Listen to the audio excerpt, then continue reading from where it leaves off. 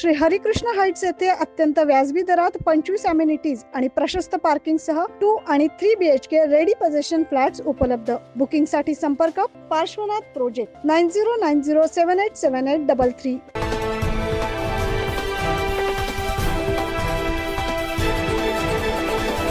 नांदगाव तालुक्यातील परधाडी घाटात मृतदेह सापडण्याचं सत्र सुरूच आहे.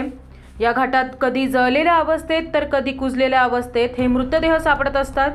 नाशिक, धुळे, जळगाव, नंदुरबार या 4 जिल्ह्यात प्रसिद्ध असलेल्या पिनाकेश्वर महादेव मंदिर परिसरात एक मृतदेह असल्याची माहिती जातेगाव येथील पोलीस पाटलांनी नांदगाव पोलिसांना दिली.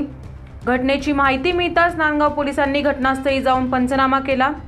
दीपक सोनवणे असे मृत झालेल्या व्यक्तीचे नाव आहे. यावेळी हा अपघात नसून घातपात असल्याचे पोलिसांच्या लक्षात आल्याने त्यांनी सापळा रचून संशयितांना ताब्यात घेतले.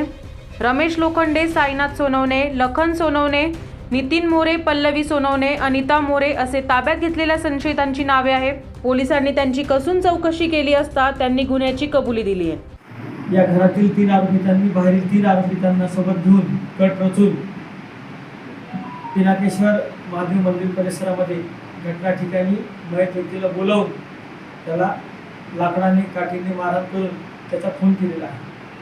आणि सदर प्रकरणामध्ये मोटरसायकल जी मयताची होती ती रोडच्या बाजूला टाकून देऊन अपघाताचा बनाव देखील करण्याचा त्यांनी प्रयत्न केला.